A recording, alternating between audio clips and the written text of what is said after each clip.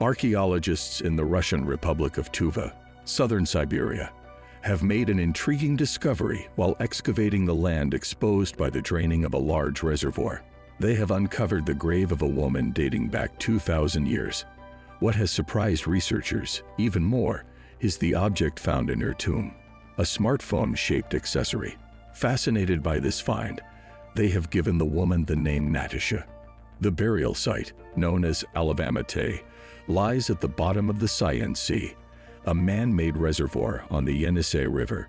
Every May, the reservoir is emptied for a couple of months, allowing archaeologists to explore its sandy floor. This has earned it the nickname Russian Atlantis. The necropolis at the bottom of the Cyan Sea has yielded a wealth of archaeological material spanning from the Bronze Age to the era of Genghis Khan. The specific grave, discovered in 2016, has been confirmed to be approximately 2,137 years old. Chinese coins attached to a belt worn by the woman were used to determine its age, as these coins were first minted in that year.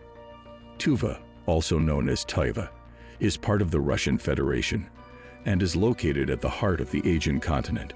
Surrounded by mountains and forests, it has been inhabited by various civilizations throughout history, making it rich in archaeological remains.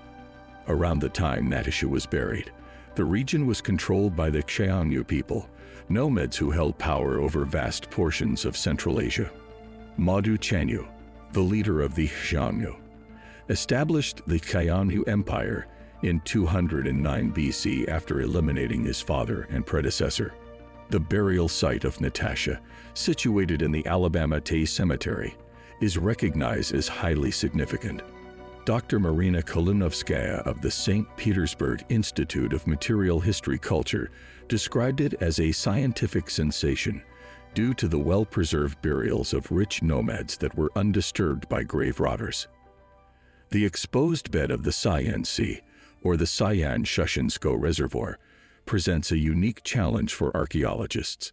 It is only accessible for a few weeks each year in May and June. Despite the limited time frame, several significant sites have been uncovered. One such site is the Terrorism Cemetery, also dating back more than 2,000 years to the Xiongnu era. This cemetery, located on the reservoir's shores, has suffered erosion caused by water movement, but has not been looted. The Amidst Cemetery has revealed approximately 90 graves out of an estimated 120 burials from the Xiongnu era. The social structures of the time are reflected in the striking differences between male and female burials. Women were buried with more lavish grave goods compared to men. Artifacts found in female graves included elaborate belts with bronze or bone buckles, Chinese mirrors, gold earrings, and other jewelry. Additionally, items like a beautifully crafted multicolored glass pendant and Chinese coins have been uncovered. One girl was buried with a small Chinese bronze bell.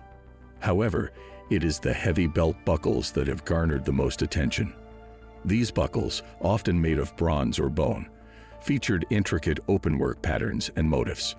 The research conducted at these burial sites sheds light on the social and cultural aspects of the Xiongnu era.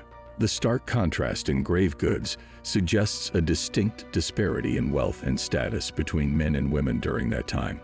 The ongoing excavations in the submerged landscapes of Tuva continue to provide valuable insights into the ancient civilizations that once thrived in the region. A different discovery was made in the archaeological excavation site.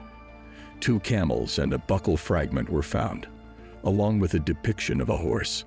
The archaeologists found belts positioned around the waist area of the skeletons, suggesting that burying women with these belts was a part of their funeral rituals.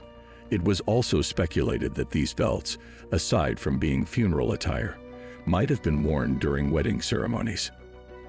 The researchers found evidence that these belts were not only used in death, but also in life. Some belts and buckles showed signs of damage, indicating they had been worn. In female burials, Chinese-style mirrors were commonly found, although most of them were locally made imitations of Chinese design. Male graves, on the other hand, contained different items compared to female burials. Some men were buried with belts, but their buckles were less ornate and made of iron instead of bronze or jet. Interestingly, the male graves lacked weaponry, except for a few archers buried in both the Terrazin and Alabama tip burial grounds. These archers were equipped with bows and arrowheads, possibly indicating their role as protectors or warriors. Additionally, enigmatic pieces of pottery, resembling small ceramic pots divided into two chambers with a hole in the base, were discovered in all types of graves, regardless of gender or age. These pots were speculated to be lamps used in funeral ceremonies, possibly lit after the deceased had been laid to rest. The graves displayed a wide variety in structure, with no clear correlation to the gender or social status of the interred individuals.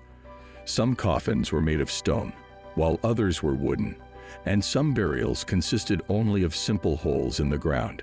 However, a distinctive characteristic of the Alabama Tay burials was that all men were buried with their arms by their sides, while women had their arms arranged across their breast, waist, or shoulders. The variations in grave goods indicated clear gender distinctions. Female graves were generally more lavish than male graves, which contrasted with the burial practices of the preceding Scythians who buried men with more extravagant grave goods. This change in burial practice among the Xiongnu may suggest that women had a higher social status in Xiongnu society compared to the Scythian era. However, the researchers were cautious in drawing firm conclusions due to limited knowledge about this ancient society. The researchers tentatively identified the interred individuals in the Alabama Tay and Terrazin cemeteries as nomads affiliated with the various peoples that constituted the Xiongnu Confederation. They might have migrated from the northern parts of China as the Xiongnu expanded their territories. The inclusion of Chinese coins and locally made Chinese-style mirrors in the grave goods indicated influences from previous locations where the Xiongnu had resided before settling in Tuva. Radiocarbon dating confirmed that the cemeteries dated back to the 2nd and 1st centuries BC, aligning with the known history of the Xiongnu people during that time. These Xiongnu individuals, possibly warriors or settlers, would have traveled along the well-established northward route leading to Tuva. There they displaced or assimilated the earlier Scythian inhabitants. Amidst the historical context, the archaeologists gained human insights into the lives of the Xiongnu through some of the graves. For example, one grave revealed a female occupant adorned in rich silk robes, suggesting a sense of romanticism that led the researchers to nickname her Sleeping Beauty. Further investigation indicated she was more likely a leather worker than a priestess. Another grave contained a female interred with a sewing kit and spindle, indicating her occupation as a weaver. The most remarkable find was a belt buckle discovered in one of the female graves. The 7-inch long and 4-inch wide buckle, made of jet with gemstones and mother of pearl, resembled a modern smartphone in appearance. However, it was confirmed to be an ancient belt buckle. Despite occasional moments of levity, the archaeologists faced significant challenges in their limited excavation window of a few weeks each year when the Sayan-Shushensko reservoir was drained. Their work at the Russian Atlantis site continues to uncover valuable evidence from the Xiongnu era. Subscribe to the channel for more updates.